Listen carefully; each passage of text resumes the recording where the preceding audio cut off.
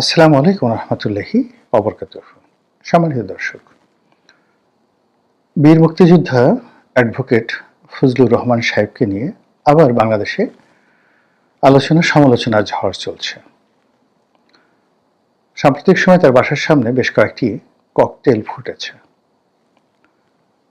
এবং তিনি সেই ককটেল ফোটার পর একটু ভয় না পেয়ে উল্টো যে সকল কথাবার্তা বলছেন তা রীতিমতো তাদের জন্য, অর্থাৎ যারা তাকে ভয় দেখাতে চেয়েছেন, তার বাসায় ককটেল ফুটিয়েছেন, তাদের জন্য রীতিমতো চপেটাঘাত। গালে থাপ্পড় দেওয়ার চাইতেও যদি কেউ মনে করেন যে না, গালে থাপ্পড় দিলে আমরা আসলে বেশি অপমান বোধ করি না, আমাদেরকে মোটামুটি ঝাড়ু পেটা না করলে, জুতো পেটা না করলে, মাথায় কামে ঘোল ঢেলে না দিলে আমরা অপমান বোধ করি না।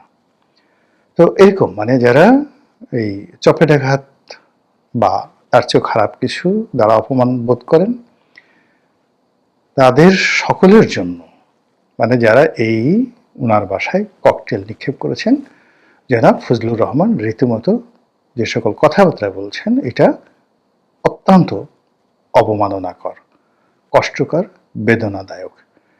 এবং যেভাবে তিনি ভয় না পেয়ে তুচ্ছ এবং তাচ্ছিল্য করছেন, জীবনকে তিনি হেলা ফেলা করছেন। এ পৃথিবীর অন্য সব মানুষের মতো তিনি পোলাও কোরমা খেতে চাচ্ছেন না, বেঁচে থাকতে চাচ্ছেন না, তারপর তিনি আপেল কমলা খেতে চাচ্ছেন না, মন্ত্রী হতে চাচ্ছেন না। এই এক অদ্ভুত মানুষ। এই মানুষটাকে নিয়ে গত 14 মাসে মানে অনেকেই অনেকেই ভীষণ রকম বিপদে আছেন। তিনি যে দল করেন, সেই দলের যারা লোকজন আছেন, তাদের একটা বিরাট অংশ তারা চান যে ফজলুর রহমান সাহেব মরে যাক। খালি খালি মুক্তিযুদ্ধ মুক্তিযুদ্ধ করে। এর ফলে বিএনপির মধ্যে যারা মুক্তিযুদ্ধ করেনি তারা ওইরকম অপমান বোধ করেন। সে কথায় কথায় নিজেকে জনপ্রিয় বলেন, রাজনীতির কবি হিসেবে, চারণ কবি হিসেবে তিনি নিজেকে পরিচয় দেন। তিনি যেভাবে কথায় কথায় তার নির্বাচনী এলাকার কথা বলেন, যেভাবে 60-এর দশক থেকে এখন পর্যন্ত, আজকের দিন পর্যন্ত মুখস্থ বলে যান দেশের প্রত্যেকটি রাজনৈতিক ঘটনা, আর সেই 1960 সন থেকে আজ পর্যন্ত সেই প্রতিটি ঘটনার জীবন্ত কিংবদন্তি সাক্ষ্য হিসেবে তিনি যে কথাগুলো বলেন, ওই কথা বলার মতো লোক এই মুহূর্তে বাংলাদেশের রাজনীতিতে দ্বিতীয় ব্যক্তি নেই।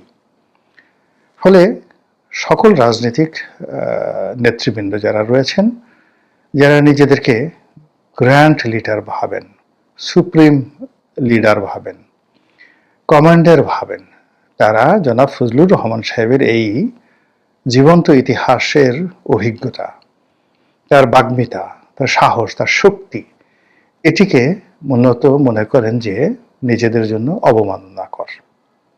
কাজে এই লোক বেঁচে থাকলে আমরা তো বড় কথা বলতে পারবো না।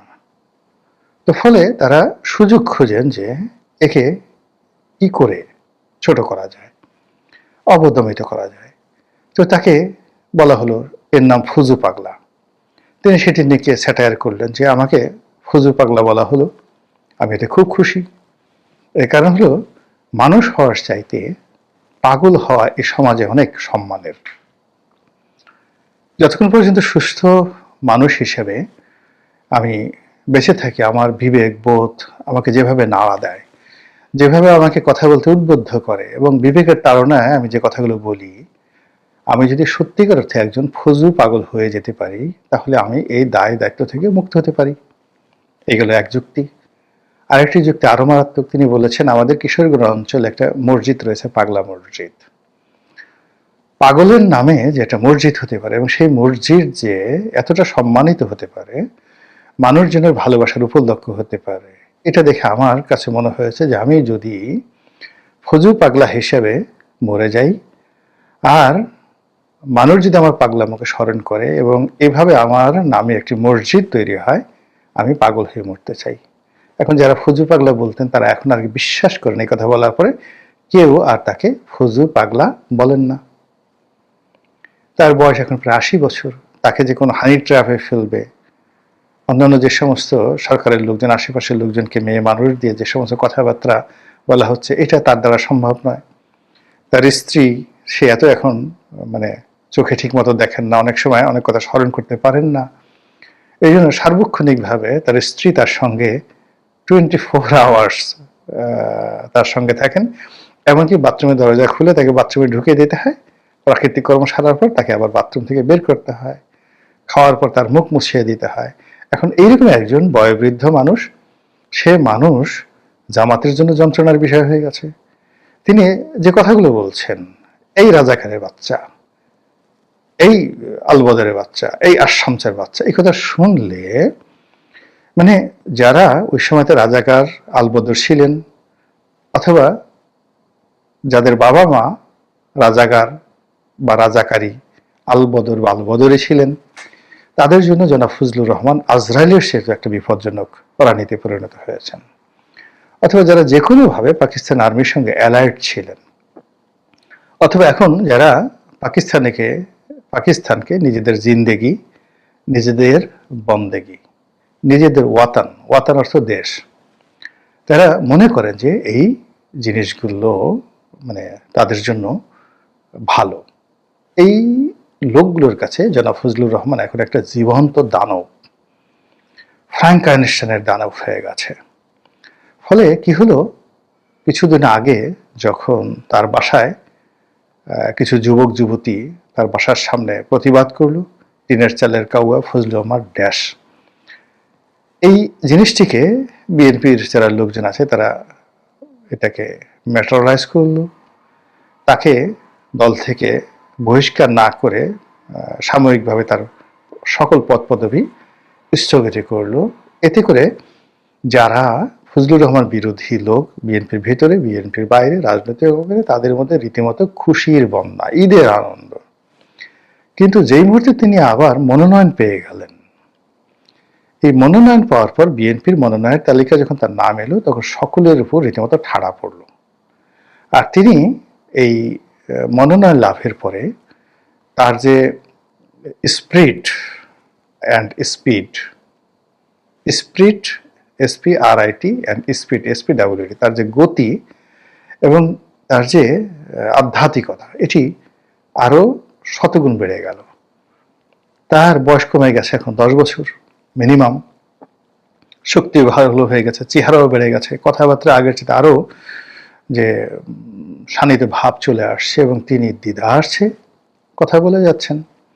এবং সেই কথা বলতে গিয়ে তিনি এই ট্রাইব্যুনাল নিয়ে, মানে ICT ট্রাইব্যুনাল নিয়ে একটি কথা বলেছেন।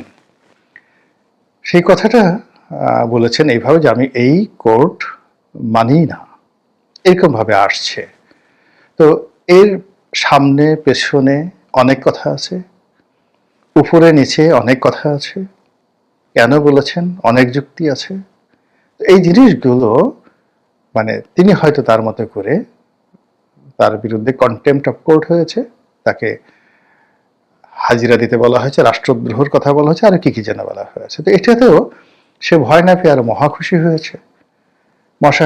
এই কারণে যে যে বিষয়গুলো নিয়ে তিনি এই মানে মূলত এই ICT কোর্ট নিয়ে কথা বলতে চেয়েছেন, এটা তার দর্শক ছিল সীমিত।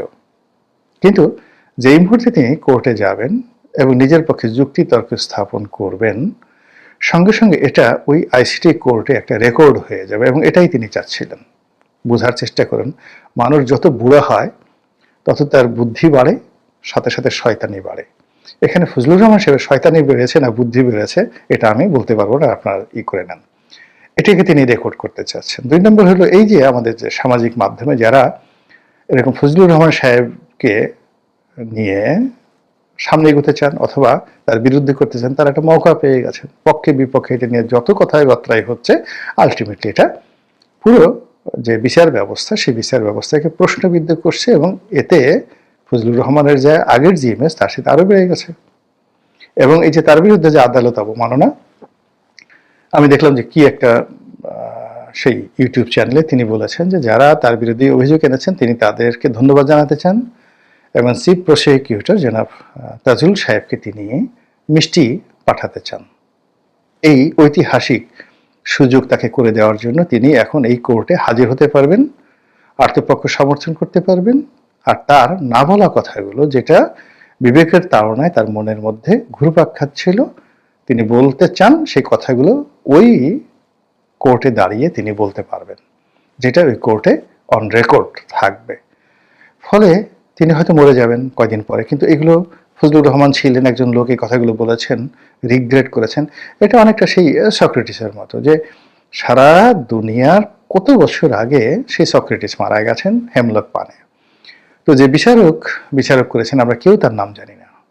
প্রায় মানে এখানে জুরি এবং বিচারক সব মিলিয়ে পৃথিবীর সবচেয়ে বড় সুপ্রিম কোর্ট বসেছিল। মোর দ্যান 500 বিচারক ছিল, এত বড়, অর্থাৎ 500 সুপ্রিম কোর্টের বিচারক, মানে হাইকোর্ট ডিভিশন এবং অ্যাপিলেট ডিভিশন একত্রে বসে 500, তার সঙ্গে আরো জুরি যারা ছিলেন, সব মিলে প্রায় 5000 লোক ওপেন স্টেডিয়ামে এই বিচার করেছে। সেই বিচারের রায় সাম্প্রতিক কালে উল্টে গেছে, সবাই সক্রেটিসের পক্ষে রায় দিয়েছে আফটার 2500 বছর পরে। তো আমরা সক্রেটিসকে মনে রেখেছি, কিন্তু সেই বিচারকদের কাউকে আমরা মনে রাখিনি, এমনকি যে অভিযোগ করেছিল তার নামও আমরা জানি না, ওই সময় কে রাজা ছিল তার নামও জানি না। এখন এই বয়স্ক ফজলুর রহমান, তার প্রতিপক্ষ তারা যাকে ফজু পাগলা বলে, বুয়া ফজলু বলে, এই বুয়া ফজলু এখন এই বয়সে সক্রেটিস হওয়ার চেষ্টা করছে বলে তার প্রতিপক্ষ বলার চেষ্টা করছেন। আমি যতটুকু আইনাঙ্গনের ছাত্র, আইন যতটুকু বুঝি, ফজলুর রহমান সাহেব তো 40-50 বছর যাবত ওকালতি করেন। তিনি যে কথাগুলো বলেছেন ভেবেচিন্তে বলেছেন, অন্তত লিগ্যাল গ্রাউন্ড থেকে। সেটা হলো যে এই যে কোর্ট, এটি আমাদের যে এপেক্স কোর্ট, সর্বোচ্চ কোর্টের একটি বেঞ্চ, হাইকোর্টের একটা বেঞ্চের সমমর্যাদা সম্পন্ন। তো বাংলাদেশে যদি টোটাল বিচার ব্যবস্থা ধরেন, সেই বিচার ব্যবস্থার 1000 ভাগের 1 ভাগও এই কোর্টের অধীন নয়। বাংলাদেশের পুরো বিচার ব্যবস্থার মধ্যে সেই ম্যাজিস্ট্রেট কোর্ট মানে সিএমএম কোর্ট, এরপরে জেলা জজ আদালত, এরপরে সিজিএম জেলার যে জুডিশিয়াল ম্যাজিস্ট্রেট কোর্ট, এবং আরো অনেকগুলো যে স্পেশাল ট্রাইব্যুনাল আছে, তার সঙ্গে সঙ্গে হাইকোর্ট এবং অ্যাপিলেট ডিভিশন। সব জায়গাতে যে বার এবং বেঞ্চ রয়েছে, বিচারক এবং উকিল যারা রয়েছেন, কত লাখ লোকের সঙ্গে জড়িত। তো কাজেই এই যে আইসিটি কোর্ট, এই আইসিটি কোর্টে যা কিছু হচ্ছে এটা নিয়ে যদি প্রশ্ন থাকে, দুর্নাম হয়, বদনাম হয়, তাহলে এই পেশার সাথে যারা জড়িত, এনি বডি, যাদেরকে বলা হয় পার্ট অফ দ্য বেঞ্চ, এখানে উকিলরা তারাও কিন্তু কোর্ট অফিসার হিসেবে treated as a part of the court. এখন দেশে বিদেশে যদি বদনাম হয় এই বিচার অঙ্গনের, অর্থাৎ আইসিটি কোর্টের যে কোনো একটা বিষয় নিয়ে, তার দায় আগামী দিনে এই অঙ্গনের পেশকার, উকিল, মৌরি, বিচারক কেউ এই দায় এড়াতে পারবেন না, এখানে সবাই পক্ষ। তো কাজেই এই যে বিচারটা চলছে, সেই বিচারে জনাব Fazlur Rahman he is also a part. আসামি না হয়েও তিনি পার্ট, বাদী না হয়েও তিনি পার্ট, কোর্টের প্রসিকিউটর না হয়েও তিনি এই কোর্টের অংশ। এর কারণ হলো তিনি সারা বাংলাদেশের যে কজন সিনিয়র লয়ার আছেন, তিনি one of the most top senior lawyer. কাজেই এই কোর্টের, অর্থাৎ এই আদালতের গঠন প্রক্রিয়া, এর যে অর্ডিন্যান্স, এর যে অন্তর্নিহিত ক্ষমতা, এর লক্ষ্য এবং উদ্দেশ্য, এর যে যাকে বলা হয় জুরিসডিকশন, এই বিষয়গুলো নিয়ে অসামঞ্জস্যতা যদি কিছু থাকে যেটা তার দৃষ্টিতে রয়েছে, সেটা তিনি বলতে পারেন। এটা স্বাধীনতা রয়েছে, এটা কখনোই কোনো অবস্থাতেই পৃথিবীর কোনো দেশে আদালত অবমাননার মধ্যে পড়ে না। এখন একবার আমেরিকাতে একজন লোক বলে ফেলল, আমি এটা মানি না, আমি এটা অ্যাগ্রি করি না, আমি এটা মানি না। ইট ডাজ নট মিন আমি কোনো জিনিস মান্য না করা মানেই আমি অবাধ্য। আমি শুধুমাত্র এখানে আমার কনসেন্টটা জানালাম। তো এই যে বিষয়গুলো তিনি হয়তো তার মতো করে আরো সুন্দর করে আরো যুক্তি নিয়ে এই কোর্টে উপস্থাপন করবেন এবং এই সুযোগগুলো তিনি চেষ্টা করছেন। এটা হলো আমার কাছে ব্যক্তিগতভাবে মনে হচ্ছে জনাব ফজলুর রহমান সাহেবের সেই অন্তর্নিহিত লক্ষ্য এবং উদ্দেশ্য। তো সেই উদ্দেশ্য সাধনে যারা বাধা দিতে চান তারা অনেকে হয়তো তার ফাঁসি চাইবেন। আমিও মনে করি যে এরকম লোকজন এদের ফাঁসি ঠাসি হয়ে যাওয়াই ভালো, যেখানে হাওয়া মে উড়তা হ্যায়, সবকিছু বাতাসে উড়ছে, যেখানে সবাই স্রোতের অনুকূলে চলছে, আমরা সবাই জয়গান গাচ্ছি একই সুরে, সবাই এখন জয় বাংলার বিরুদ্ধে, সবাই জাতিসংঘের বিরুদ্ধে। রবীন্দ্রনাথকে আমরা চিনি না, এই লোকটার বাজে লোক দাঁড়িয়ে রাখছে, খালি মানুষকে প্রেম শিখায়, পরকীয়া শিখায়, এরকম একটা কবি, তার গান কেন আমরা জাতীয় সঙ্গীত রাখবো? এই জিনিসগুলো যখন আমাদের দেশে প্রতিবাদ করার মতো কোনো লোক নাই, 32 নম্বর ভেঙে ফেলো, কিসের বঙ্গবন্ধু, কিসের কি, কিসের মুক্তিযুদ্ধ, কিসের ইতিহাস, যখন সব নীরব, সব নীরব, আকাশ নীরব, বাতাস নীরব, সেখানে কোত্থেকে একজন ফজলুর রহমান এসে টুস করে সমস্ত জাতির মধ্যে অশান্তি তৈরি করে ফেলছে। ফলে এই সমস্ত লোকের ফাঁসি হওয়া উচিত। তবে হ্যাঁ, ফাঁসি হলে ভালো, কিন্তু আমি চাই যে সেই লোকটির জানাজাটা ওপেন হোক, মানে তাকে ফাঁসিতে ছেড়ে দিয়ে তার জানাজায় কারা কারা আসতে চায়, কারা কারা অংশগ্রহণ করতে চায়, সেই দৃশ্যটি পাবলিকলি স্বাধীনভাবে করতে দেওয়া হোক। এবং মৃত্যুর পরে মূলত একজন লোকের যে ক্যারেক্টার সার্টিফিকেট সেটা রচিত হয় তার মৃত্যুর পরে। মৃত্যুর আগে কাউকে ভালো মানুষ বলা যায় না। তো মানুষ যদি তার জানাজায় স্বতঃস্ফূর্তভাবে অংশগ্রহণ করে, তার নির্বাচনী এলাকার লোকজন যদি অংশগ্রহণ করে, কান্নাকাটি করে, তখন আমরা ধরে নেব যে তিনি ভালো মানুষ। আর যদি না, ঠিক আছে, তার মৃত্যুর পরেও কেউ আসলো না, লোকজন লাশ পড়ে আছে, ভয়ে ধারে কাছে কেউ আসছে না, ঘৃণায় লজ্জায় আসতেছে না, তখন আমরা ধরে নেব যে না, সরকার বাহাদুর যা করেছেন, অর্থাৎ তার বিরুদ্ধে অভিযোগ আনা হয়েছে সেটা ঠিক আছে। আর আমাদের মাননীয় আদালত যদি তাকে ফাঁসির রায় দিয়ে থাকেন, অতি উত্তম। মহান আল্লাহ আমাদের সবাইকে হেদায়েত দান করুন এবং হেফাজত করুন। আসসালামু আলাইকুম ওয়া রাহমাতুল্লাহি ওয়া বারাকাতুহু।